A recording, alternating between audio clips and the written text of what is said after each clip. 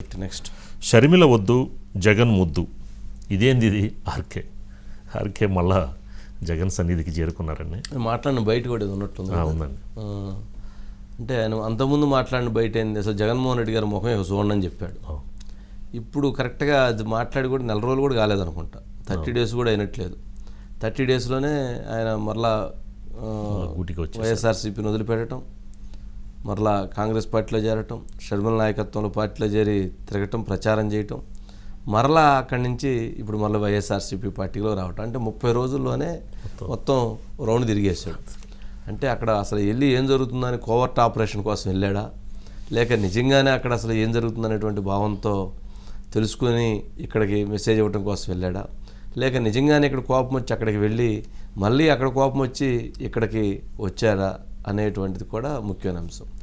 జనరల్గా చాలామంది అంటే జగన్మోహన్ రెడ్డి గారి కుటుంబానికి సన్నిహితంగా ఉండేటువంటి వాళ్ళు జగన్మోహన్ రెడ్డి గారు చాలా బెటర్ అండి అని అంటారు షర్మిల గారి కంటే కూడా. షర్మిల గారి అంటే ఇది మనం టాక్ కాదు, మామూలుగా వాళ్ళ అంటే ఎందుకనంటే ఆయన వాళ్ళ వైఖరి అంటే తను చాలా స్పీడు, తను మాట్లాడేటువంటి మాటలు కానీ తను వైఖరి కానీ చాలా అగ్రెసివ్గా ఉంటుంది. ఎవరు చెప్పినటువంటి మాట వినేటువంటి దృక్పథం తనకు ఉండదు. ఒక 100%లో 10% జగన్మోహన్ రెడ్డి గారు కొంత బెటర్ ఉంటే ఈ తను 5% ఉంటుందనేటువంటి భావనలు ఉన్నాయి. అంటే రాజకీయాల్లో సరే వ్యక్తిగతంగా వారిని దగ్గరగా చూసినటువంటి వాళ్ళు, రాజకీయంగా వాళ్ళని ఇది చేసినటువంటి వాళ్ళు, అంటే తను ఎవరైతే వెళ్ళారో తనకి అక్కడ ఎదురైనటువంటి పరిస్థితులు, అక్కడ రాజకీయ వ్యూహాలు, అక్కడ ఉన్నటువంటి పార్టీ నేతల యొక్క వైఖరి, సరే చివరికి తను చెప్పింది తను జగన్మోహన్ రెడ్డి గారిని తిట్టమంటున్నారు, అందుకని నేను తిట్టలేదంటున్నారు. జగన్మోహన్ రెడ్డి గారిని తిట్టమని ఎవరు చెప్పారు? షర్మిలానే చెప్పిందా? కాంగ్రెస్ నాయకత్వం అంటే ఇప్పుడు ఆమె కదా అధ్యక్షురాలు. అధినాయకత్వం ఈయనకి ఫోన్ చేసి నువ్వు తిట్టాలని చెప్పే పరిస్థితుంది కదా. అంటే షర్మిల జగన్మోహన్ రెడ్డి గారిని తిట్టమంటే ఆర్కే అందుకు నిరాకరించి ఇప్పుడు మళ్ళీ జగన్మోహన్ రెడ్డి గారి దగ్గర చేరారు. మరి జగన్మోహన్ రెడ్డి గారు ఇప్పుడు షర్మిలాని తిట్టమంటే మళ్ళీ తిడతారా? ఇది ఒక సబ్జెక్ట్లో ఒక పాయింట్.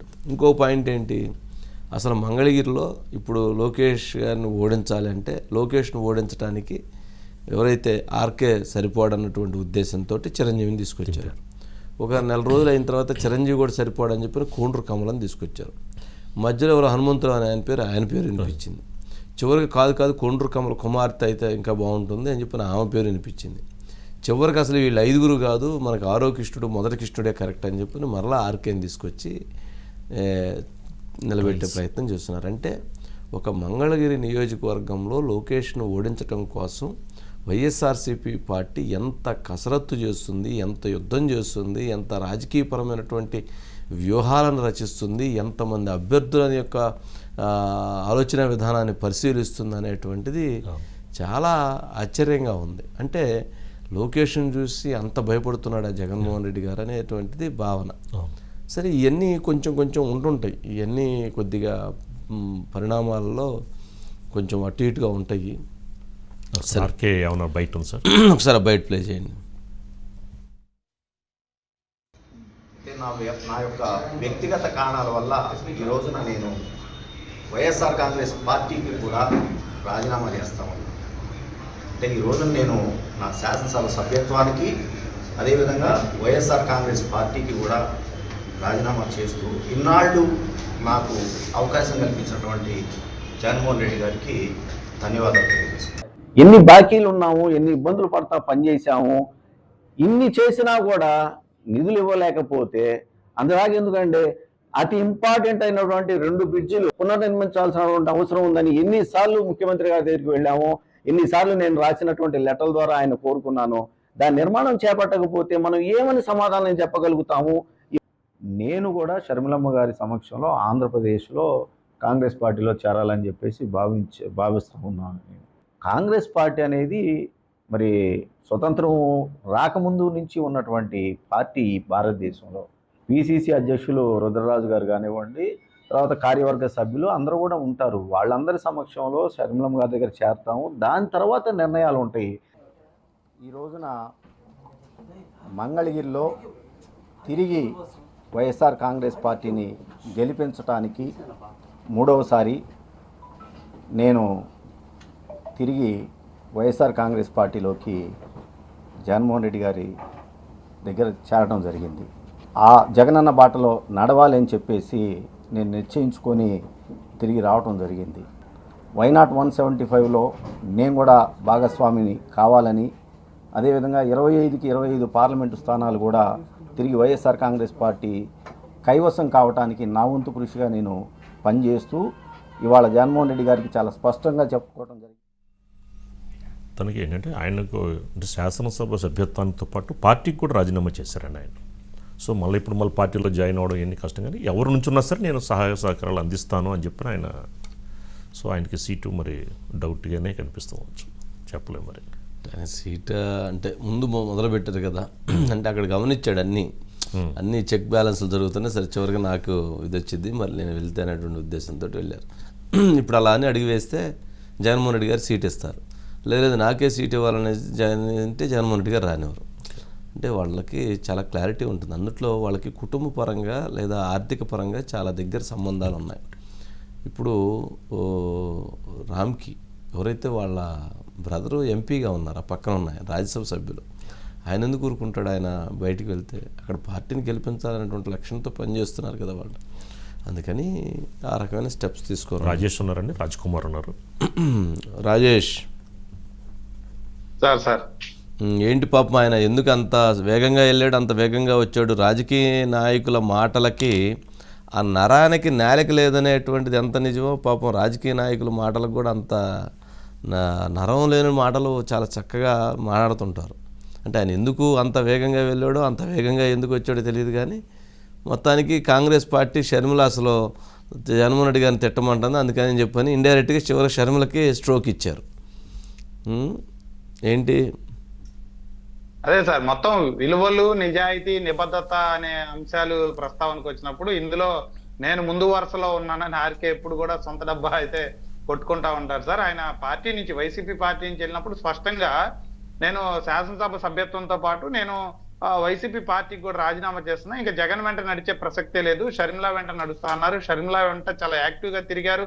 అంతా ఒక 15 రోజుల క్రితం గుంటూరు జిల్లాలో షర్మిల యాత్ర ఉన్నప్పుడు చాలా యాక్టివ్ గా పాల్గొన్నారు. అయితే కట్ చేస్తే తిరిగి మళ్ళీ YCP party joining Jaganmohan Reddy సమక్షంలో. ఇదంతా కూడా సీటు కోసం వేసినటువంటి హైడ్రామా. ఆల్రెడీ ఆర్కేకి సీటు లేదని చెప్పేసి ఆర్కే స్థానంలో గంజి చిరంజీవిని, కాండ్రు కమలాని, అదేవిధంగా మురుగుడు హనుమంతరావు, కాండ్రు కమల కూతురు, ఇలా 4-5 పేర్లు ప్రస్తావనకు వచ్చినాయి. అక్కడ ఈసారి రెడ్డి సామాజిక వర్గం నుంచి బరిలో ఉంటే లోకేష్ ఢీ కొట్టడం సాధ్యమయ్యే పరిస్థితే లేదు. లోకేష్ ఢీ కొట్టాలంటే అక్కడ బలంగా ఉన్నటువంటి పద్మశాలి సామాజిక వర్గానికి సంబంధించినటువంటి అభ్యర్థికి సీట్ ఇస్తే మాత్రమే కొద్దిగా గొప్ప కనీసం డిపాజిట్లు అయిన వచ్చే అవకాశం ఉందన్న కోణంలో వైసీపీ అధిష్టానం ఈ ముగ్గురిని, కాండ్రు కమల కానివ్వండి, గంజి చిరంజీవి, కాండ్రు కమల కూతురు, మురుగుడు హనుమంతరావు, వీళ్ళ పేర్లు ప్రస్తావన తెచ్చింది. వీరందరినీ కూడా దగ్గర చేసుకొని మురుగుడు హనుమంతరావుకి ఎమ్మెల్సీ ఇచ్చారు, కాండ్రు కమలకి భవిష్యత్తులో అధికారం వస్తే ఎమ్మెల్సీ ఇస్తామన్నారు, గంజి చిరంజీవి కూడా అదే కోణంలో ఉంది. ఈ నేపథ్యంలో అయితే ఇక్కడ కులాల డివిజన్ మొదటిసారి సార్ మంగళగిరి నియోజకవర్గంలో 5-6 కులాలకు సంబంధించినటువంటి వైసీపీ నాయకులందరూ కూడా గతంలో ఆర్కే ఉన్నప్పుడు ఏకతాటి మీద ఉన్నారు. కానీ ఇప్పుడు ప్రస్తుతం ఎప్పుడైతే ఆర్కే బయటికి వెళ్ళారో, కాండ్రు కమలాకి సీట్ ఇస్తున్నప్పుడు, లేదంటే గంజి చిరంజీవికి సీట్ ఇస్తున్నప్పుడు మేము ఆ స్థాయి నేతలం కాదా అంటూ 5-6 నేతలు కూడా మేమే బరిలో ఉన్నాం అంటూ కూడా 5-6 కులాల వాళ్ళు ముందుకు రావడంతో ఇక్కడ బ్యాలెన్స్ తప్పుతుందన్న ఆలోచనలో వైసీపీ అధిష్టానం ఉంది. ఇంకోటి, గంజి చిరంజీవి అయితే ఖచ్చితంగా గెలిచే పరిస్థితి లేదు, కాండ్రు కమల అయితే గెలిచే పరిస్థితి లేదు, కనీసం వీళ్ళకి డిపాజిట్లు కూడా వచ్చే పరిస్థితి లేదు. ఆర్కే అయితే కొంత ఎక్కువ ఓట్లు, వీళ్ళతో పోల్చుకుంటే కొంత ఎక్కువ ఓట్లని తెచ్చే అవకాశం ఉందని ఆర్కేని వీళ్ళే ఎత్తుక్కుంటూ వెళ్ళినట్టు తెలుస్తుంది సార్. మొదట్లో విజయసాయి రెడ్డి ప్రపోజల్ పెట్టినప్పుడు ఆర్కే కొంత మొహమాటంగా నేను రాలేను, నన్ను ఇలా అవమానించారు అలా అవమానించారు అని కొంత బెట్టు చేసినప్పటికీ చివరాఖరికి అతనికి కూడా రెండో ఆప్షన్ లేక ఆర్కే కూడా తప్పనిసరి పరిస్థితుల్లో వెనక్కి రావాల్సి వచ్చింది. మరొక వైపు ఇతను ఆర్కే షర్మిల వెంట తిరిగినప్పటికి కూడా ఆయన సోదరుడు ఎవరైతే రామ్కీ గ్రూప్ చైర్మన్ గా ఉన్నటువంటి అయోధ్య రామరెడ్డి, వీళ్ళంతా జగన్ కి సన్నిహితుడుగా జగన్ మళ్ళీ అధికారంలో తీసుకురావడం, వీళ్ళందరికీ కూడా వ్యాపార లావాదేవీ సార్. మెయిన్ పార్టీ కన్నా కూడా ఇక్కడ వీళ్ళకి ఎమ్మెల్యే సీట్ అన్నది నథింగ్. వ్యాపార లావాదేవీలు, వీళ్ళకి సంబంధించిన కంపెనీలు 4-5 రాష్ట్రాల్లో ఉంటాయి, వ్యాపార లావాదేవీలు, ప్రభుత్వానికి సంబంధించిన వర్క్స్ ఇవన్నీ చేసుకుంటూ ఉంటారు. కాబట్టి అదే మెయిన్ ఎజెండాగా కూడా వీరు కార్యకలాపాలు చేస్తారు సార్. అందులో భాగంగా అయోధ్య రామరెడ్డి ప్రజలు, అదేవిధంగా విజయసాయి రెడ్డి ప్రపోజల్, ఇవన్నిటికి కూడా ఆర్కే లొంగి మళ్ళీ వెనక్కి వచ్చారు అనేది ఆర్కే సన్నిహితుల నుంచి వినపడుతున్న వాయిస్ ఉంది sir. Okay, right. Next Raj Kumar ఏంటి మొత్తానికి ఎంత స్పీడ్గా వెళ్ళాడు అంత స్పీడ్గా వెనక్కి వచ్చేసినట్టున్నాడు. మొత్తానికి అలాగే చాలామంది రాబోతున్నారు, అట్లా వస్తారు ఇట్లా వస్తారని చెప్పిన సోషల్ మీడియాలో విపరీతమైన ప్రచారం. దానికి ఇప్పుడే ఎవరైతే కొనకళ్ళ నారాయణ గారు ఆయన రెస్పాండ్ అయ్యారు, ఇలాంటి ప్రచారాలు వద్దని. అట్లాగే లావకృష్ణారావు సోషల్ మీడియాలో అంటే ఎవరైతే వెళ్ళారో వస్తున్నారు, పార్టీ బలంగా ఉందనేటువంటి ఒక వెనక్కి వస్తున్నారనేటువంటి ఒక మైండ్ గేమ్ని ఆడుతున్నారేమో అని అనిపిస్తూ ఉంది. సరే ఏంటి అసలు పాపం ఆర్కేకి మరి సీట్ ఉండిద్దా ఉండదా, పాపం న్యాయం చేస్తారా చేయరా, పాపం మంత్రి ఇస్తారా ఈరా?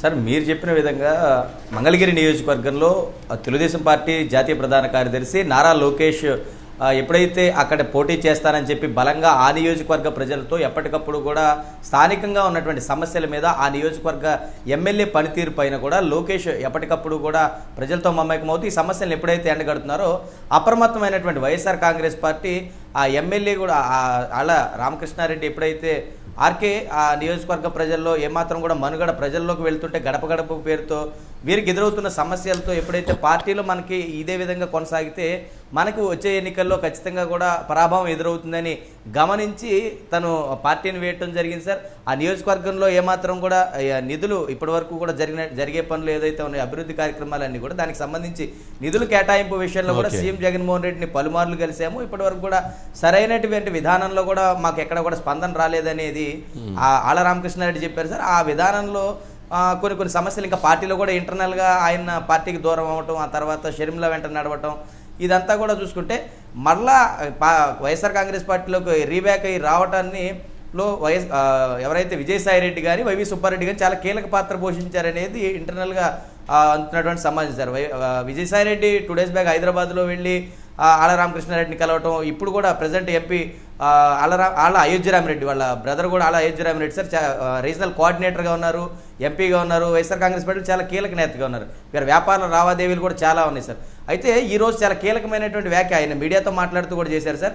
బీసీ సామాజిక వర్గానికి చెందినటువంటి వ్యక్తి వచ్చే ఎన్నికల్లో వైఎస్ఆర్ కాంగ్రెస్ పార్టీ తరఫున మంగళగిరి నియోజకవర్గంలో పోటీ చేస్తారని చెప్పి డైరెక్ట్గానే ఆయన చెప్పారు సార్. ఎవరు నుంచున్నా కూడా నా మద్దతు నేను ఖచ్చితంగా తెలియజేస్తాను. అంటే నేను అక్కడ మీడియా మిత్రులు కూడా మీరు పోటీ చేస్తున్నారా లేదంటే జగన్మోహన్ రెడ్డి గారు వచ్చే ఎన్నికల్లో బీసీ అభ్యర్థికి మంగళగిరి నియోజకవర్గం నుంచి ప్రాతినిధ్యం వహించడానికి అవకాశం కల్పిస్తున్నారు, నా పూర్తి మద్దతు అక్కడ తెలుపుతున్నారు. లేకపోయినా సరే ఎవరిని అక్కడ అభ్యర్థిగా ప్రకటించినా సరే నా పూర్తి మద్దతు తెలియజేస్తాను.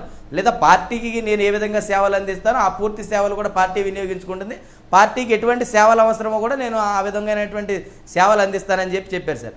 ఇదంతా ఒక ఎత్తు అయితే ఆళ్ళ రామకృష్ణారెడ్డిని మరలా పార్టీ తీసుకురావడం వెనక ఏ విధంగా, ఎందుకంటే బీసీ సామాజిక వర్గం అక్కడ చాలా కీలకంగా ఉండబోతా ఉంది.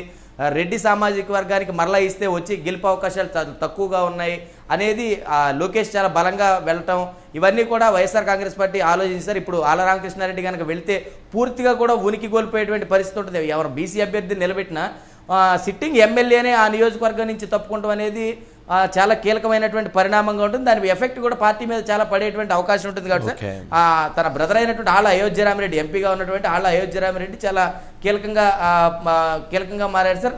అందులో భాగంగానే విజయసాయి రెడ్డితో మంత్రాలు జరిపారు, వైవి సుబ్బారెడ్డితో మంత్రాలు జరిపించారు.